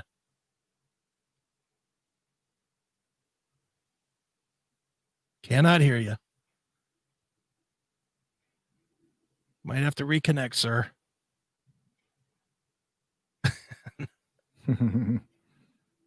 What's going on? No, don't hear you. Let me unmute. Cannot hear you, sir. Let's come back. Okay. All right. Oh, let's just come back on. We'll be back on in a minute. Yeah. Look at in the chat room. Mustaine cut his line. Nice. There we go. Let's see. All right, we're back. How's that? There we are. There we go. Okay, sorry about that. I'm traveling right now. I'm actually traveling to California, and I pulled off into a parking lot. Someone called on my phone. So sorry about that. Okay. I know these things because we use StreamYard as well for our streams. So, but yeah, you know, it's funny, you know, with when we were doing the Super Collider record, there were Risk like moments that kept coming into my head, and I was just going, I don't know, I think I've seen this movie before, you know. and you know, I just kind of had to go with it because those weren't really my songs. And, you know, I'm there as a member of the band and a member amongst members. So we go as the team goes, you know, but, you know, so there are these moments, you know, and I think, you know, the thing of it is, I think, no matter what it is, you can tell pretty much right away whether, you know, especially right when something comes out, you know, right away, okay, is this getting thumbs up or is this getting kind of an you know, and, you know, lukewarm is better than thumbs down, but boy, you know, it can be a long journey when you put something out and people are kind of like, not what we expected. They move on because it's hard to get people back. You know, and, you know, so again, some things there's enough of a history that, you know, it's easier to kind of bounce back from. Sometimes you put some things out and they just don't respond very well. And sometimes you got to just sort of cut bait and move on from them and sort of leave your emotion out of it. Is there anything you think the fans were just straight up wrong on? Look, fans are never wrong because they're the ones that are buying it. You know what I mean? Right. And I'm not talking about just the cash consumer transaction. I'm talking about as a fan listening to it. You know what I mean? And I speak as a fan myself. You know, when I've bought my Kiss records or Van Halen records or Judas Priest or whoever that I bought over the years, you know, I pretty much know right away when something comes roaring out of the speakers. I'm like, yes, awesome, you know. Or when it takes me a while to get kind of into it. I remember as a Bachman Turner Overdrive fan as a kid, you know, the Not Fragile record was just amazing, top to bottom, just amazing. Mm-hmm. And then the next record, Four Wheel Drive, pretty much same thing. And then the one after that, I went head on. I think I was like, what the hell is this? Like, this is hit and miss. And then the one after that, I was like, all right, now you lost me, you know? and so I know as a fan, you know, Cheap Trick Records, same thing, you know, when they come, I was listening to Dream Police the other day and, you know, pretty much In Color, you know. Damn it. I hope did I lose you there again? No, we got you. Apologies. Did I lose you again? No, we got you. Okay.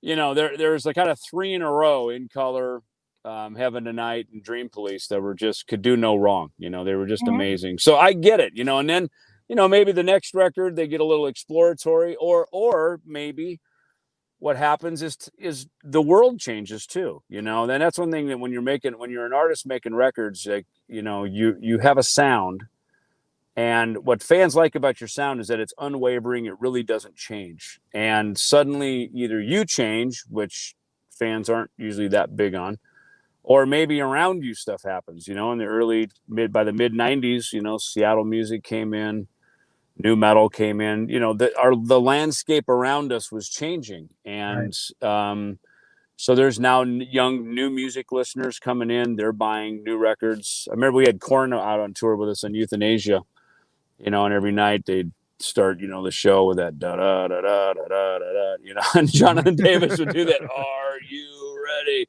And I'll never forget, I was at a meeting and there was a bunch of young teenagers there, and I remember these young girls were sitting over there. They had some tats and piercings and stuff, and I remember the one was saying to each other, "Are you ready?" And it caught my ear right away, and I went, "That right there is a Korn fan," and that's the future of where heavy metal's going, you know. And it wasn't at a concert; it was just in a room, you know. And because I know how I was, I met Greg Handevitt in the hallway of of my grade school because I had a Kiss t-shirt on, or he had it on. I forgot what it was. One of us had a Kiss t-shirt on, and it struck up a conversation about Kiss. And that was our language. That was our bro language, you know, for the next, you know, 10 years, you know. So it's funny how we meet over stuff, you know, that, you know, the commonalities of music that bring us together. Yeah. No, sure. Hey, Dave, every time, you know, I see you, you know, you're releasing something new, you know, whether it's a record now or a new venture, whether it's, you know, your guys' label, EMP Combat, or your coffee, there's always another name attached to yours that you mentioned before, Tom Hazard. Mm-hmm. I'm just interested, man. What's your guys' story? How did you guys want to partner up to do all these ventures that you guys do together? Well, it's funny, you know, Tom, you know, I always say, and I said this in my memoir, More Life with Death, you know, everybody needs a cheerleader. You know what I mean? Look, we're not meant to go through life alone. No one's a solo project. Some people think they are, but they're not. And, we need a team, and we need a group of people around. And, Tom initially started, first back in 2015, when we'd had a previous conversation. He was managing Chimera back maybe around 2007 or 8, when I was working for Peavey. And we had a brief conversation. And in fact, I remember his voice, because he's got a very distinct voice, obviously.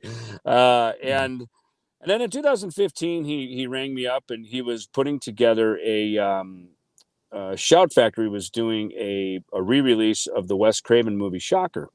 Mm-hmm. And Shocker had a really compelling soundtrack to it. Megadeth was on it with Norman Mr. Nice Guy. Alice Cooper's guitar player, Kane Roberts, had something on there. Desmond Child. It was a very cool. Maybe Mark Slaughter. I forgot who it was. There was a lot of cool artists on it, and Tom was really championing, this soundtrack being part of this re-release, which it was, and so that's how he got to me, and I keep my distance from being too available to just everybody, but I also try to be approachable, so he got to me and we had a conversation, and I remembered him, and that was really where it started, was around that. And around that same time, I was producing some things, and that's when he goes, listen, why don't we start a record company? He goes, I've had them before. I've owned them. I know how to put them together. And he did, and he knew what he was doing. And so, kind of little by little, I let him kind of into my world. And as Megadeth was touring, and of course making records and touring, and then but I realized, I go, you're always kind of thinking of what's sort of after this. Mm-hmm. I already had an experience. Megadeth had disbanded once before, so it could happen again. I don't think it will, but hopefully we'll just ride it out to the very end now. But and in life also, it's nice to be a little wider sometimes with your interests as well. And so Tom and I, he's really just been a good friend and a good supporter to me. He knows my role, obviously, in Megadeth. He knows my role in sort of the world of hard rock and metal music and everything. And so he's really been a great friend and a supporter. He's got great ideas, and he's got the same focus and energy and sort of tireless energy that I do, which is nice. It's nice to have a partner like that, that we can build things up together and do things that help our community, our music community, and created some things with the record label. And now we've got this film distribution company and this, or not a distribution company, but a production company, and now the Ellefson book company, and these things that we're doing as platforms to be able to help our friends put things out as well, because a lot of musicians and artists and creators have content, and they're just always looking for, how do we get this out to the public? And I feel really blessed that we've got these pipelines, that people can pass things through us, and to get their creative work out to the world. Sure, yeah, no doubt. And speaking of your record company, bringing back Combat Records, how has it been now being on the executive side of things when all those years you were on the other side as a musician? Well, it's not too much different, because honestly, I'm the one guy who always paid attention to that, I've always would ask managers over the years, like when I was writing that music business book, our manager at that time, Bud Prager, who worked with us on the Cryptic Writings record that I guess I started writing it during the Euthanasia record, and it came out at the downbeat of Cryptic Writings. But, so I went to him and asked him about a few things if I had questions. And before that, we had a manager, Ron Lafitte, who managed us from Rust in Peace, Countdown through Euthanasia. And I would always ask Ron things. And he was young. I mean, he was my age, maybe a little younger, actually. And so he was learning the business, from as a young guy. He'd been a tour manager for Armored Saints, so he was a young guy learning the business, and he's now at the top of he manages Pharrell Williams now. He's at the top of the heap. Damn. And so he's done very well, but we're still remain good friends. And so I always respected that I could go to him and say, all right, teach me about music publishing. What is this, and like, how does it work? And So I learned about these things. In fact, I'm always astonished when I talk to some people, and there are a lot of musicians who are very well versed, especially if they've been ripped off a time or two. You learn really quickly about your business. But I'm always amazed at some people that they've been in the business as long as they have, and they know nothing about the business they're in. Sure. And they've just been creators their whole life, and they've probably had managers and people dealing with stuff, and that's fine. But I'm not a guy who can do that. And again, probably being raised by my father, in Minnesota, he was very much a businessman, and he would always encourage me, don't be flying blind here, like learn your craft, learn your business, and know what goes on in your industry, just because you don't want to wake up one day at 40 or 50 years old and go, oh my God, I have nothing. What happened? You'd be too tired to get it back. True, yeah. Right?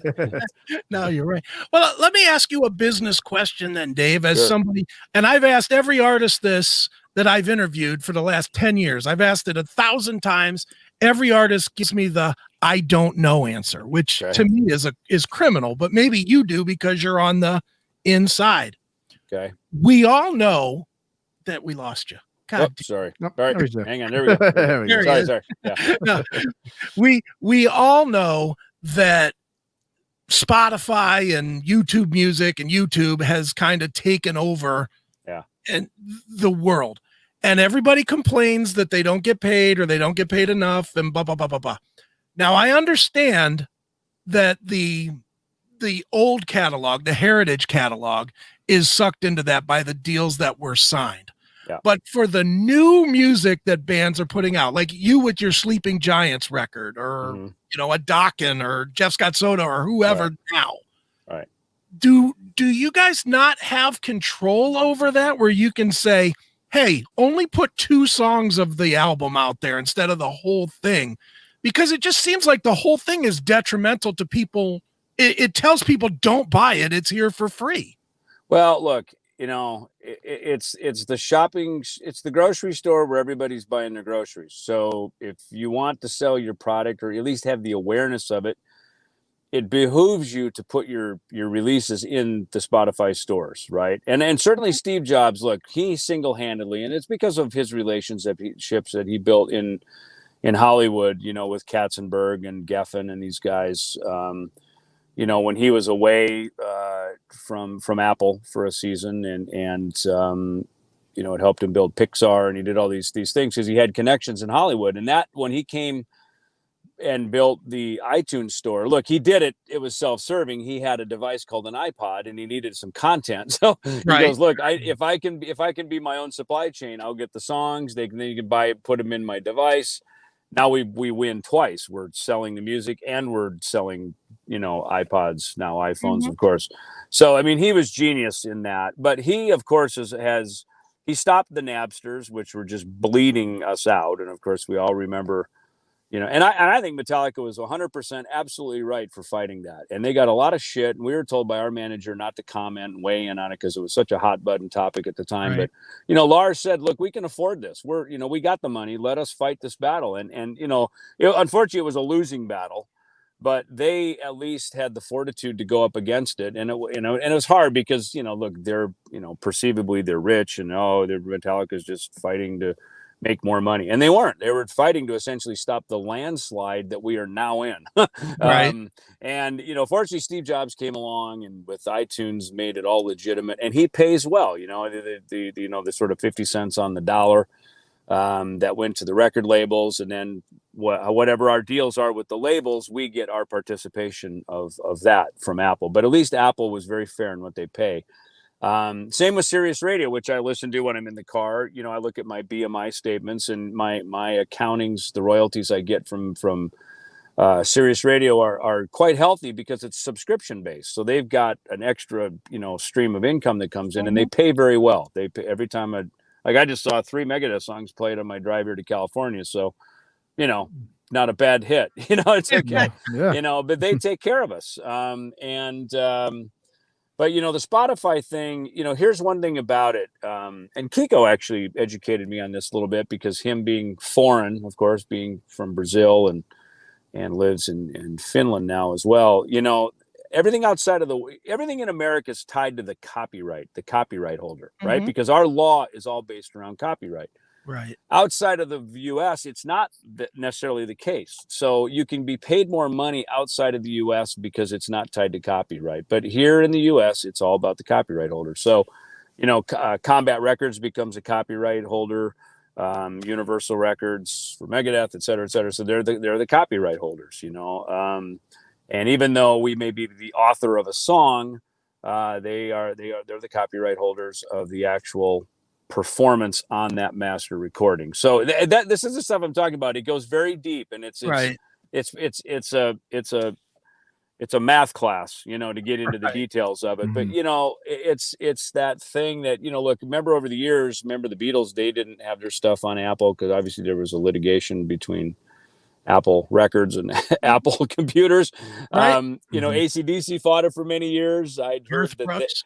AC/DC's math was, look, we make more money selling entire albums than just selling singles of Back in Black on iTunes, and at some point apparently that must have changed because finally AC/DC's on iTunes, and so again you can kind of hold out as long as you can, but at the same time, it's I hate to say if you can't beat them, join them, but at some point if that's the way the world's going, and you want to stay in the business, you kind of have to pay attention to that, so, yeah, look, I'll be honest with you. It's, you could make more money on Spotify stock than you could on having your own songs on Spotify. I assure you, Sure. Right. so, but it's a shame because, we have not been compensated fairly. In fact, I remember my daughter wanted a Spotify subscription, and I pulled out my BMI statement and I showed her. I said, "Look, this is how much I make from radio, from Sirius, etc." I said, "By the way, here's 130,000 hits of the song that I co-wrote with Megadeth, and I think I made $1.03 off of Jesus. this." Wow. Yeah. So I said, That's crazy. if you really want one and you like the house we live in, then I don't know. I'd probably prefer you don't get the Spotify subscription, but it was an education. She was young. She's 21 now, but she was a young teenager at the time, and Sure. everything she liked, Taylor Swift and Bruno Mars, and everything that she liked, that's where it was, and that's where that's the well they were going to get music. So young people drive obviously new music, and if new music is always the future, because if there's nothing new coming down the pipeline, pretty soon the pipeline dries up. So it's I think having kids has kept my ear to the ground and kept me alert and awake to the changing trends of the business as well. No doubt. Before we let you go, Dave, I would be remiss if I did not ask you about the charitable thing that you're doing, the David Ellefson Youth Music Foundation, which is it's a great cause. And it's even more great at this time with the pandemic, with, everything turned up on its ear. And certainly music could be one of those things that everybody forgets about, with the education system. So talk a little bit about how that's been going for you and how it's growing as an organization.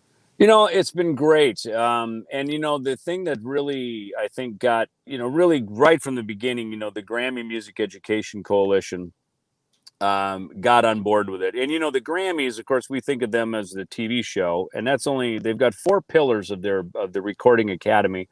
One, of course, is the TV show, and that's the big thing we see. They got the Grammy Museum downtown. They've got Music Care, downtown LA, that is. And they've got Music Cares, which is an association set up for healthcare and needs for musicians. And then they have now the Grammy Music Education Coalition. And they had just started it right as we were launching the David Ellefson Youth Music Foundation. So they brought us in. Of course, Megadeth, we just won our Grammy. So the timing was perfect to get that wind in our sails and to be included with them. And so they've been so supportive. And of course, that's a big cannon, when they push that stuff out, there's big awareness around it, so that was a big help. Inside of the organization, what we do, with raising money to be able to give instruments, we've donated instruments to kids during this time who were in need, which has really been great. And of course, we got a lot of great partners with that, with Samson and Harkey and my Jackson Guitars endorsement and stuff. But but be able to raise the money that we've been able to bring in through donations. And the other big thing that really happened at the beginning of the year was the Schools Out initiative that we did, where we gave the free lessons to students. It was originally just going to be in America, and then as the world shut down, we realized there's people all around the world. So I mean, we've been like giving lessons to people from Argentina and Eastern Europe to Texas to Chicago, all over the world. So it's really been fantastic, and that's just a beautiful thing to be able to do, to keep people inspired. I know myself, the more I'm creating, the less I'm creating problems for myself. I'm, you know what I mean? Less I'm in my head. And I realized a lot of our communities, like tours were going away. Everybody's freaking out, going, "Oh my God, my livelihood." And I said, "Hey, listen, can you come over here? Look, give a couple lessons. We can't get right now. We can't even pay you. Just if you could just do a couple for free, Sure. to just help some kids out." And then, then we were able to raise a little bit of cash, and which was nice through that awareness that we got. But it was great, because what I found is when we got our hand in someone else's hand and we're helping them, we're not worrying about our own problems, Yeah. and sometimes all we need to do is just get out of our way long enough that the good Lord or the universe or whatever reminds us I don't need your help running your own life. Get out of the way, help someone else, help one of the other kids out there that needs a hand, and I'll take care of everything for you. And that's really been a lesson I've learned, it's just, get out of the way and let the good Lord run my life for me, Sure. No question. Yeah. Well, David, why don't you give the plugs where people can keep up with you and with your 434,000 projects that you have? Well, they should all be kind of funneled into davidellefson.com. I got all my social media pushes through there, so that should be where most of it is. Facebook, of course, is David Ellefson. YouTube is David Ellefson. And then we have a Bandcamp right now, bandcamp.com. I think it's just bandcamp.com/Ellefson. And that is where you can buy 3 of the songs from the No Cover record are up there. Cool. And also we have an Indiegogo, and I don't have the exact link for that, but if you go to indiegogo.com and type in Ellefson, we got an Indiegogo in there. In fact, actually, it's funny, we're actually turning the record in on Friday. We got to get turned in for manufacturing, and we've been doing a fun little thing where people can make a little bit of a donation, because we're doing all the heavy lifting on this. Everybody who played on it, they did it for free. It was just a fun thing we did. Cool. But there's still some expenses.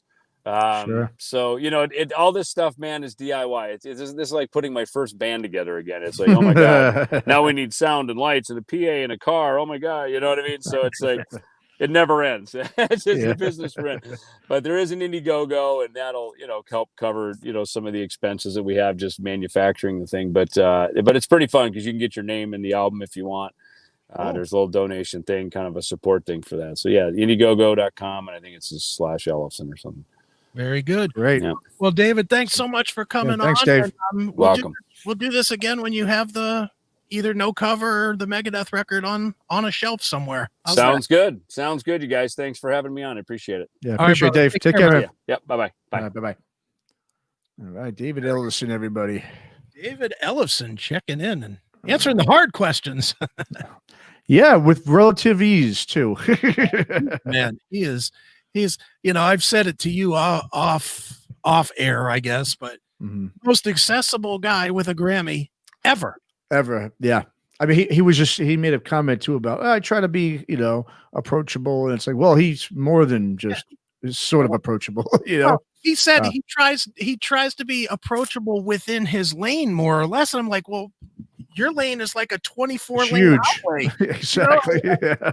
I mean, he does so much promoting and not only promoting. I mean, he's even that interview there. I mean, we touched on No Cover a little bit, but he didn't go there. I mean, he didn't, I think he wants to sell the book, because he did mention the book a few times. But other than that, I mean, he's a straight shooter. I love talking to Ellefson, man. And I don't think we asked him one question about the new Megadeth. Well, I no, not the Megadeth. We even talk about Megadeth. Well, I'm sure he probably. I mean, I don't even think he probably wants to talk Megadeth right now. Either, you know, yeah. I mean, he's an old friend, so we'll get him on again to talk Megadeth. So, Mm-hmm. yeah, this has been wow. We're already done. Yeah, it's about you. Well, yeah. Jesus. Well, we had that little period there between Vertigo and Jeff. Yeah. So we kind of whatever. It flew by because we had a great time. It was a fun time, Yeah, it worked, and we've already got a couple of guests. I don't even think you know this, but we have a couple of guests lined up for 2 weeks from now. Mm-hmm. Well, do you want to go ahead? Yeah, so go ahead and tell them then. We can tell them. We sure. The next episode, which is I think September 9th, I think is the date. I don't have a calendar in front of me, but it's 2 Wednesdays from right now, which I think is September 9th. It is, yeah. September 9th. So far, we have Devil Driver's going to be checking in with us. Awesome. They have a new release that's getting ready to come out. And then a guitarist named Nick Perry, who is he was in a band Silvertide out of Philadelphia a while ago. Mm-hmm. He's got a new solo project that he's been working it for like 2 or 3 years. I was a big fan of Silvertide, so I've followed him on social media for a long time. Mm-hmm. But he's actually going out he literally is doing a little short, I think 1 week tour, starting the day after we have him on next time, or on September 9th. It starts September 10th, doing these drive-in shows with opening for Blackberry Smoke. Oh, okay. So I reached out and just said, hey, you want to come on and promote that the day before? And he was like, fuck yeah, dude, let's do it. Nice. Okay. So we'll have Nick Perry on to talk about his music and touring in the drive-in, which I think is going to be interesting thing. Yeah, that'll be a good topic to talk about. Yeah. So we'll have him, and we will have Devil Driver on. I'm not sure if it's going to be Dez or not. I don't know, but we'll most likely. Yeah, we'll find. And it doesn't matter if as long as it's not a guy that's been in the band an hour and a half. I'm good. Exactly. Yeah. But and then I'm sure we'll find one more guest. I actually have a couple of feelers out as well for that, but I don't have anything to confirm yet. Rumor has it, and this is strictly rumor, but you'll be happy with this, that it may be a former member of Fear Factory as the other guest. Oh, so, former member. Former member of Fear Not Factory. current. Okay. Not a current. Well, is there a current Fear Factory? Well, that's a good question. You're right. I think there's all sorts of they're tied up in litigation, supposedly, right? Yeah. That's the whole word, the rumor. Yeah. So, which is unfortunate. Wow, cool. Okay, great. You and I are both ginormous Fear Factory. Oh man. Oh boy, you know it. So when I saw the name, I was like, oop, and it's funny because he's in a band with a couple of guys that are actually bigger names, but I still asked for him and got the email back. Really? Well, I think I know what band you talking. Are you talking about Power Flow? No. Oh, okay. No. Ooh, I'll tell you off there because I don't want to say it now and then have it not happen. Yeah. I don't want to confirm it first. Yeah. I don't want to have it on record and then look like a total dick. Yeah.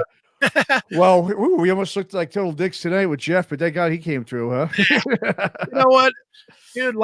That's the thing about live anything is you never know what's going to happen.